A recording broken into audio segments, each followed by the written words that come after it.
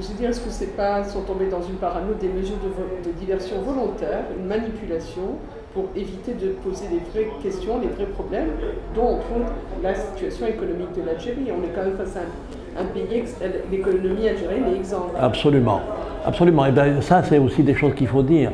L'économie algérienne risque d'entrer à plus ou moins court terme dans une période de profonde récession.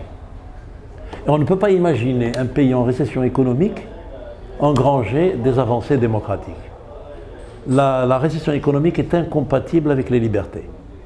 On sait très bien, c'est ce qui s'est passé pendant la décennie noire. Il y a eu une récession économique très importante, une grave crise économique, et ça a dégénéré en décennie noire. C'est-à-dire tout sur le sécuritaire. Effectivement, c'est ce qui risque de se passer. En plus, il faut le dire, nous sommes dans un arc de feu régional. Cet arc de feu régional, c'est l'instabilité à notre frontière ouest, avec les relations entre le Maroc et l'Algérie sont en dents de scie. Et à Dieu ne plaise, s'il y avait une période de fragilité extrême pour l'Algérie, qui nous dit qu'il n'y aurait pas des aventuriers du côté du Marzen pour dire c'est le moment d'y aller. L'instabilité également sur notre frontière sud avec un Sahel bouillonnant avec toutes les puissances internationales, en parlant bien sûr des États-Unis, des Russes maintenant, au Mali, de la France, de l'Angleterre, etc. Et bien sûr, une autre puissance qui a tout intérêt à ce que l'Algérie se voit rabattre le caquet, c'est la puissance israélienne. Parce que les Israéliens ne sont pas d'accord avec nos positions sur le plan de la politique étrangère. Et bien entendu, je reviens maintenant à la frontière Est qui est véritablement un brasier. Parce que qu'est-ce que nous avons à l'Est? Nous avons un régime reconnu par la communauté internationale qui est le régime de Sarraj. Sarraj, président du gouvernement d'union nationale, soutenu par la Turquie, par le Qatar, etc. Et nous avons un chef de guerre, qui est le maréchal Haftar, parce qu'il y a toujours une opposition traditionnelle entre Tripoli et Benghazi, donc qui lui est plutôt de Benghazi, et qui est aiguillonné par la triplette égypto-saoudo-émirati. Eux-mêmes sponsorisés par les Américains, les Occidentaux en général, et bien sûr Israël.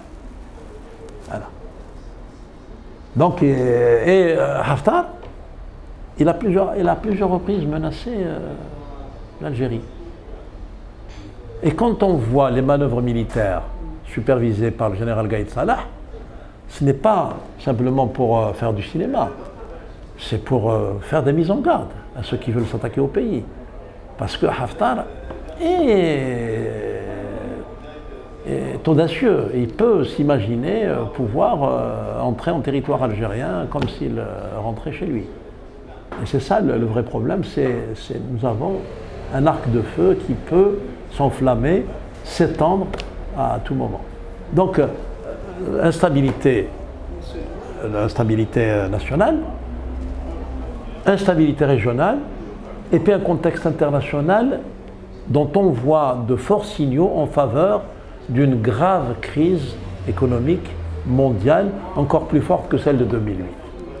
Donc tout ça, il faut très rapidement resserrer les rangs, recréer un tissu national et une cohésion sociale qui est en train de s'affaiblir, et puis aller très vite vers une solution politique.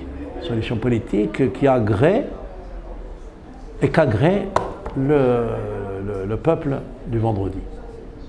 On arrive à une période un peu particulière des congés d'été, où beaucoup d'Algériens de l'étranger vont en Algérie. Est-ce que tu penses que la situation peut éventuellement peser dans leur décision d'aller ou de ne pas aller en Algérie, d'ailleurs passer des congés d'été? Est-ce que la situation au contraire, je pense que beaucoup d'Algériens vivent en France, beaucoup de ce qu'on appelle la diaspora, j'aime pas trop ce mot. Oui, je ne l'ai pas utilisé d'ailleurs. Oui, j'aime pas trop ce mot, parce qu'il est fréquemment utilisé, sont tentés de joindre l'agréable à l'utile.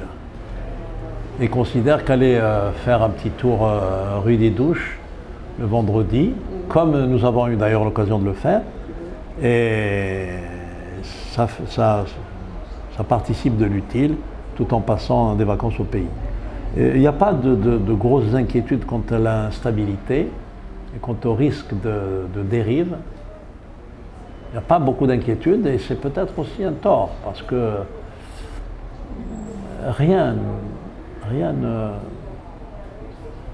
n'empêche qu'il puisse y avoir des provocations. Provocations, et je le redis toujours, provocations internes et provocations externes. Et ça, quand une situation est bloquée, tout le monde est tenté de la débloquer par une manœuvre, un coup d'éclat ou une manœuvre de provocation.